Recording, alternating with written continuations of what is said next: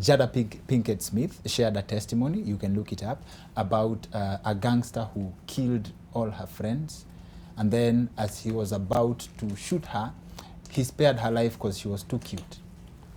And I think my summary was like, that was the redefinition of killer looks. Like she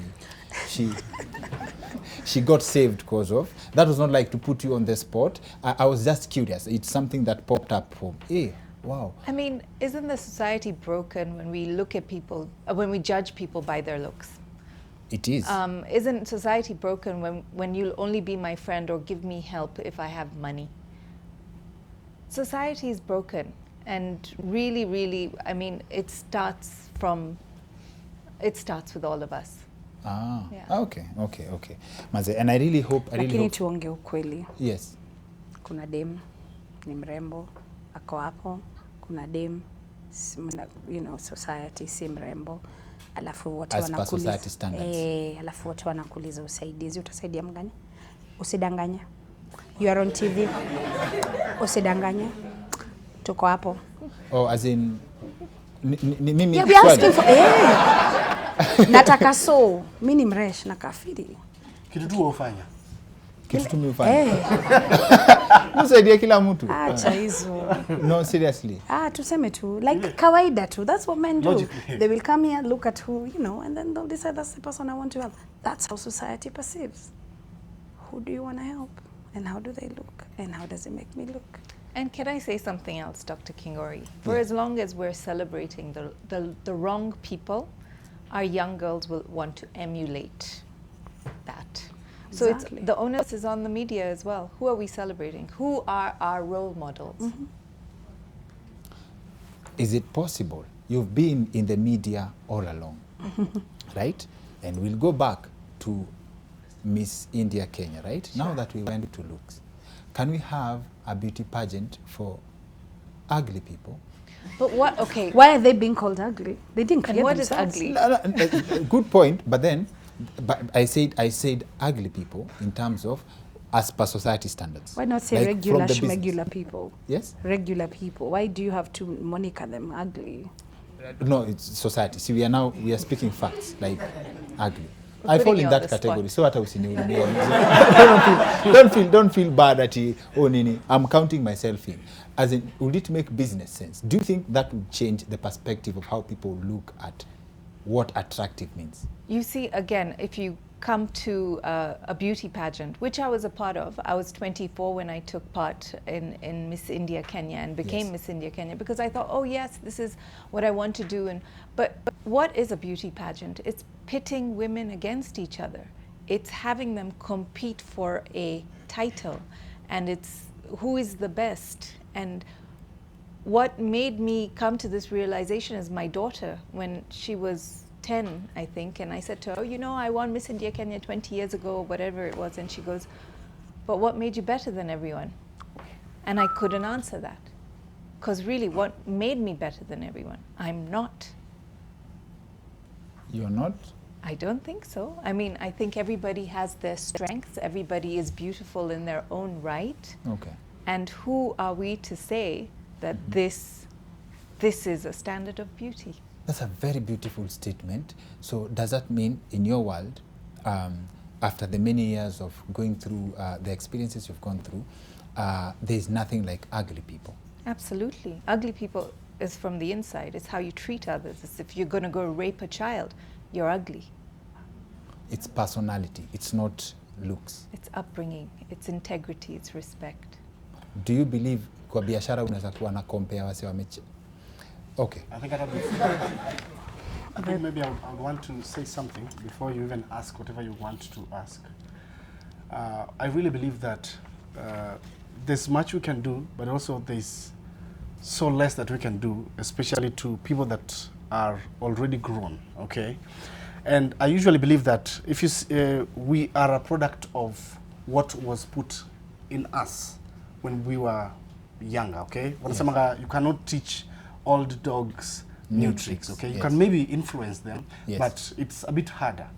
I'm looking at a situation whereby when a child, say mtoi akitoka hapa aende America, mtoi of 3 years, akirudi after 4 years, atakuwa anaongea kama mtu wa America ama kina Britain atakuona kama mtu wa British, si ndio? Mtu wa Britain, okay? Yes.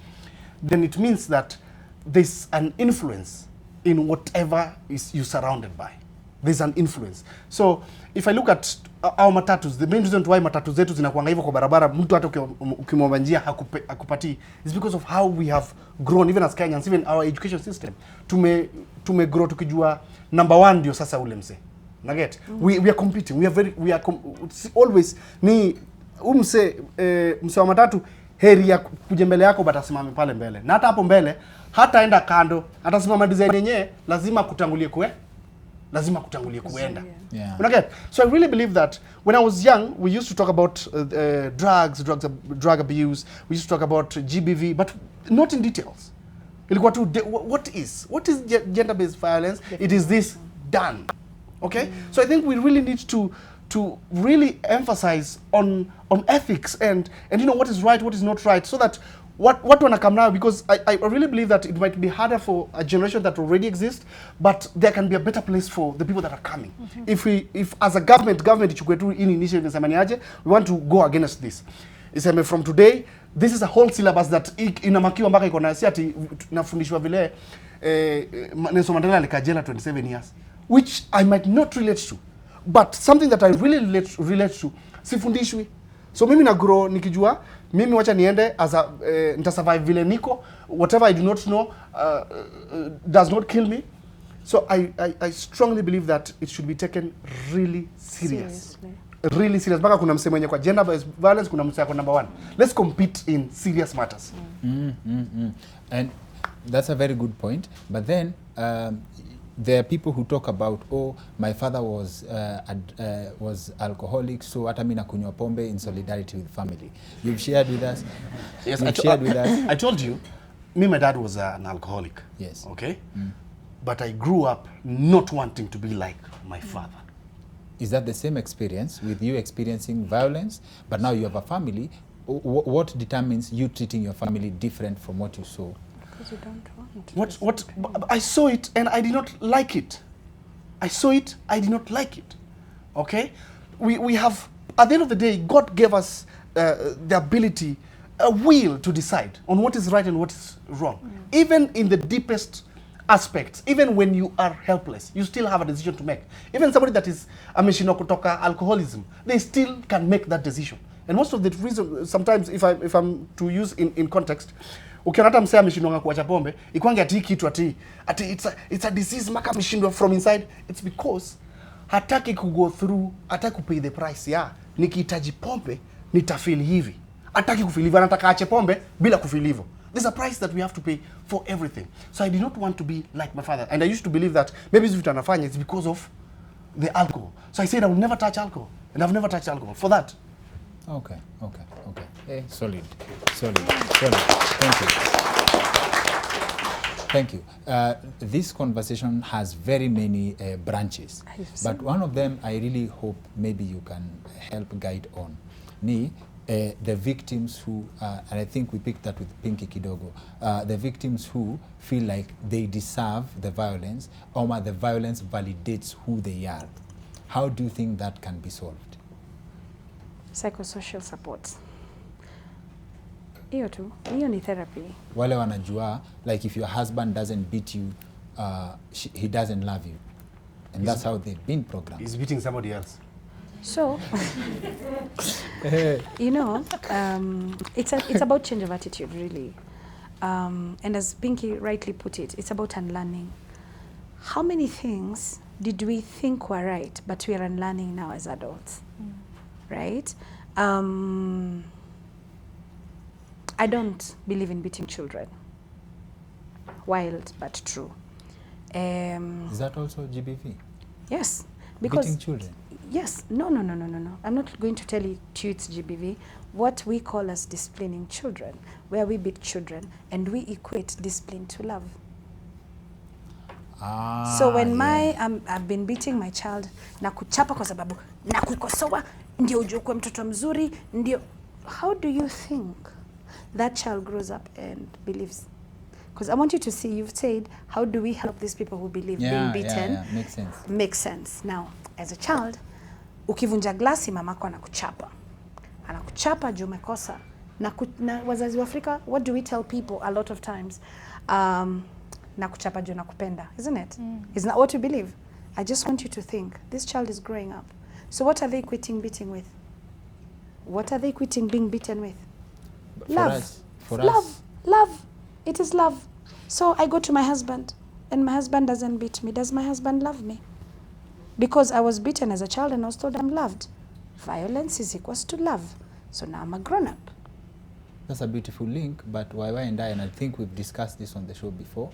I am telling you, there is a linkage between violence. And your parents were wrong. Your parents, their parents were not beaten as children. We keep on saying African culture. Our parents revered children. Our grandparents, if you ever had to sit with your grandparents or your great-grandparents, you had the privilege of sitting with them. They would have told you. Children were revered. They came back as ancestors. Those were your ancestors. They were not treated the way we treat children. Beating came with the colonizers. Yeah, but learn your history. I agree. And when you learn your history, then you will know. Nyinyi ambao mnachapa watoto wenye waliwa colonize waliacha kuchapa watoto wao. You're still beating children.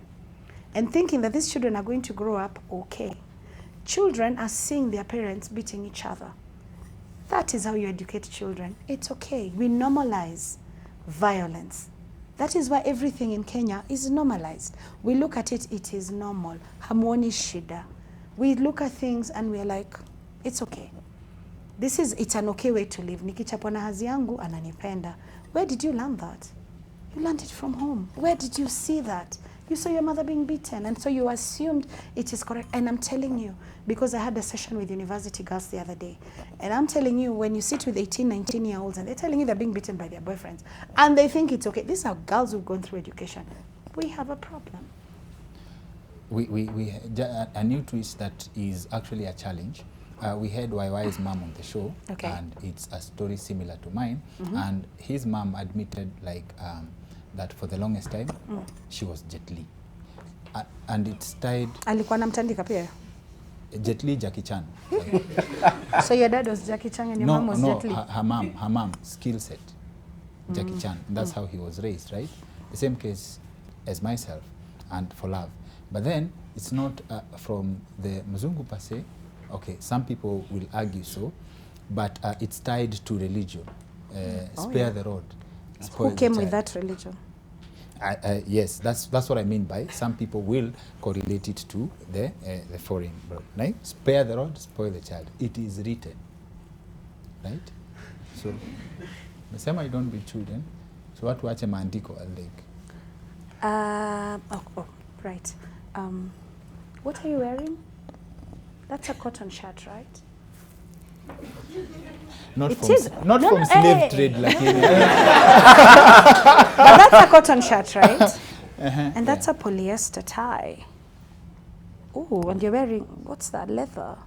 What does the Bible say about that? You should not mix two fabrics together.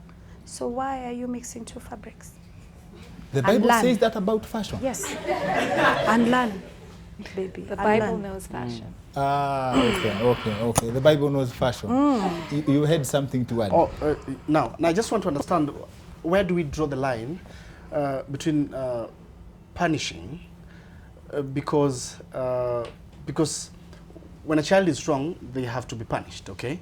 Maybe mode of punishment might be different. Modes might be different. First of all, remove the word punishment. It's okay. Corrected. Thank you. Okay? They should be corrected. Okay? But those that do not understand correction. Why don't they understand correction? Because let me maybe broaden it. Okay? Okay. Slap me. Si nimeangusha maji. Si ukweli. Check it.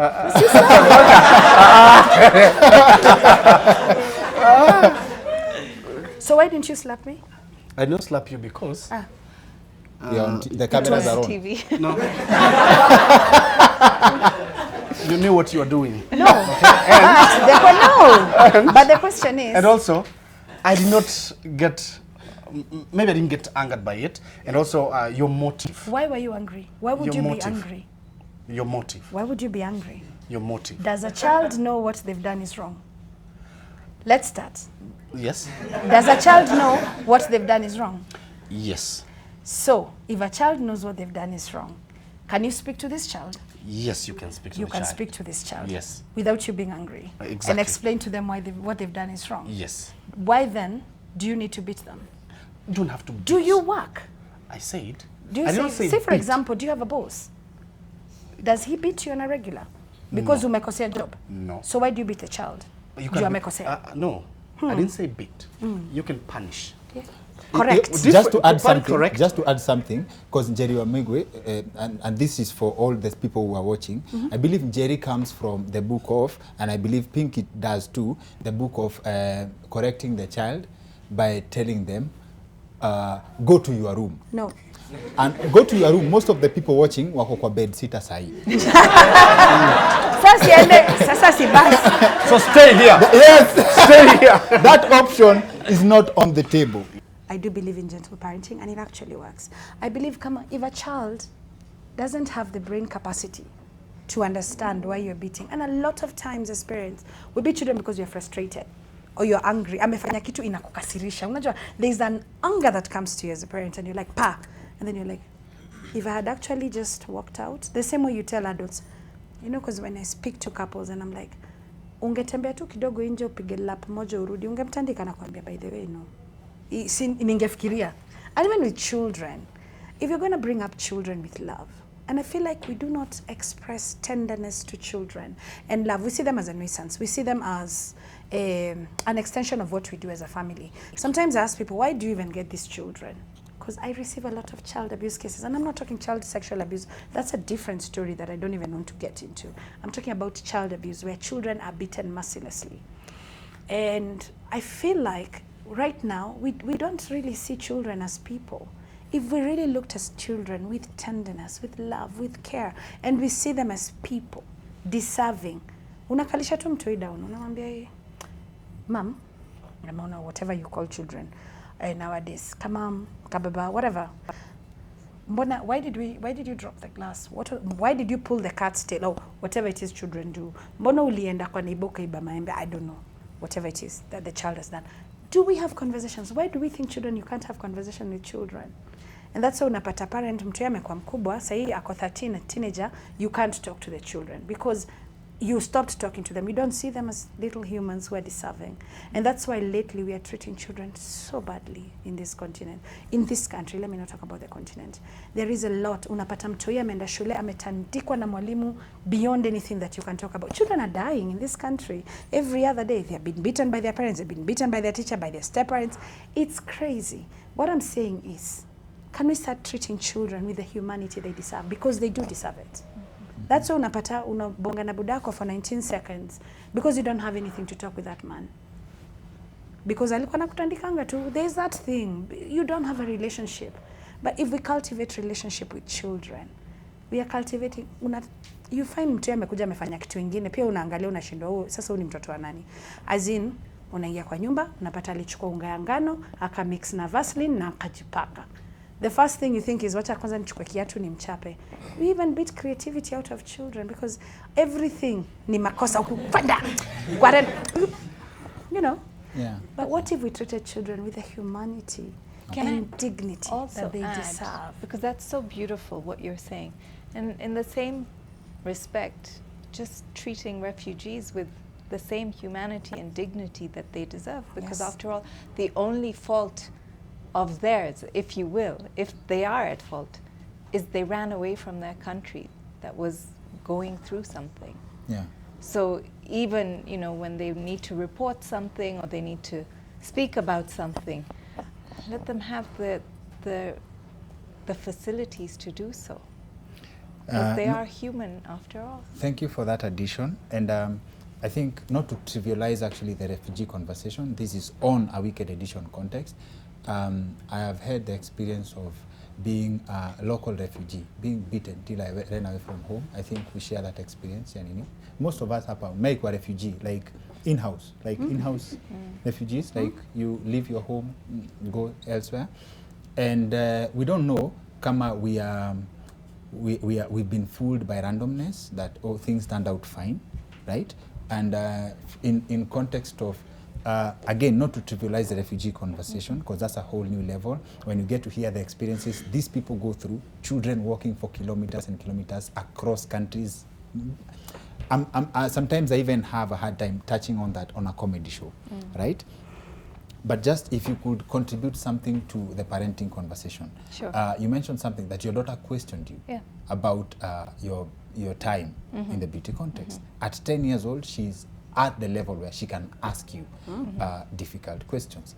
Do you beat her? Have you raised her? As in, what's the formula you have used to get to her to where you are?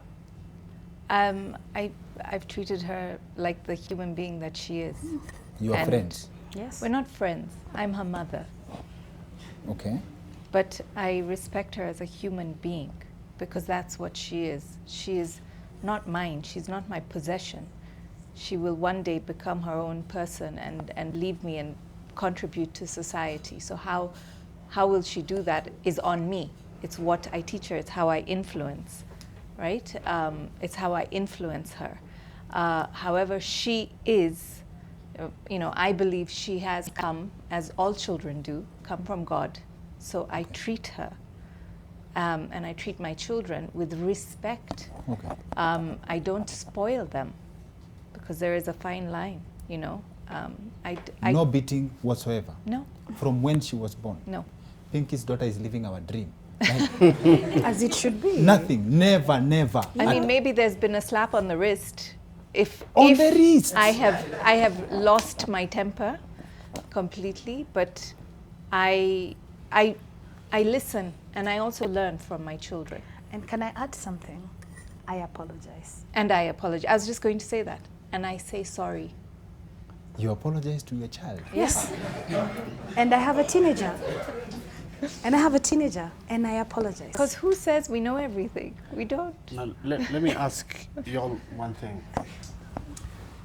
When I talked about sometimes there has to be consequences to some things. There are okay? consequences. Now, where do we draw the line? When huyu mtoto ameenda naye kwa wageni akatukana mgeni. Daddy, usitukane mgeni. Yes. It's wrong. Whatever you're doing is wrong. Umefanya mgeni akasikia vibaya, hata amekosa apita atakashindwa kukula, sawa? The next day mgeni tena same matusi. They do that again. Yes. So, how will you make this child know that whatever he or she was doing is wrong? How does she pay for the consequences? Because me, I've lived with my sister since she was young. Okay, I've never laid a finger on her, but anajuanga anything can happen. like I've never. Si tuongea, we are very free. Akiona kitu atakuja niambie. In fact, amekuwa hata na instances hizi yenye tunaongelea. There's a time msewa boda amemfuata tu mbio. And that's why even children, we need to really create awareness on this matter. Msewa boda, and sometimes we blame where people live. Ati unajua hizo places gani mna live pia mna expose watoto. I don't live place mbaya. Okay? Na si ati naishi poa, but siishi mahali mbaya. But hapo mahali naishi hapo ndio ulipatwa na ndio shida. msewa boda aliambia nani aje? Panda hapa twende, na akaanza kumtoa mbio. So can you imagine angemshika? Do you think angefanya hizo vitu amefanya angemrudisha? Una get? So that was just by the way. So me, I've never laid a finger on my sister. Remember is we talk, tunafanya nini, hata pesa sifichangi. Hata ukienda kwa draw yangu kuna draw inakuwa na do throughout, hata kama ni sobili ama. Yes, because when they grow in abundance, they won't steal. Ukianza kuficha do. That is true. When they grow akijuanga hiko, inamaanisha kiti chata ya lollipop anaweza pata.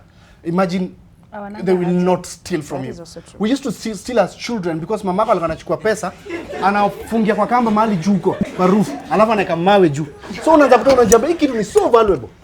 But now with my sister, do inakuanga throughout na nitakuja nipate the same way. Hata nikituma kwa gari nitapa because anajua kiti cha kitu atapa. But now she knows I have to be firm with her.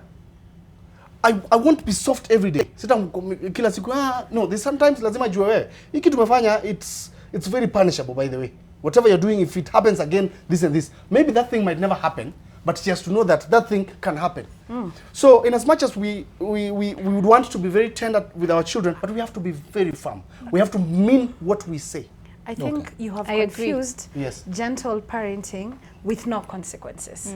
Because you did not talk about the consequences. That's But why there I are had to bring it. consequences. You didn't There talk are about Always it. consequences. There Yes. is removal Every of talk about it. action has a privileges. You didn't talk about it.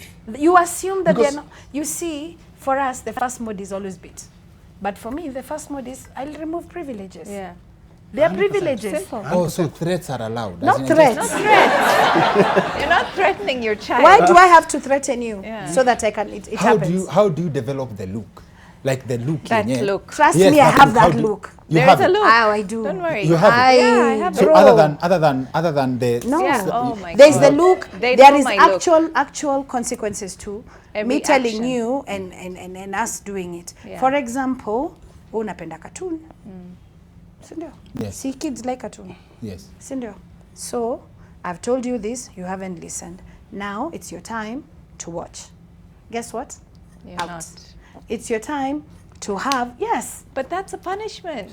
You see, that's And the that's a problem. good enough I agree. punishment. I'm You not see where the TV. problem is? I'm Yes. not TV. You are No, it you are can't- it threatening the can't- child with resources, With the resources.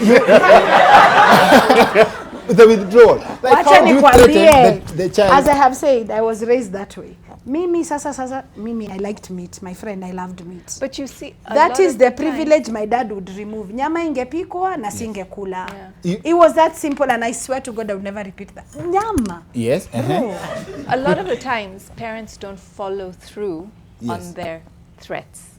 So they say, okay, if you enjoy watching television, if you don't do that, you're not going to watch TV.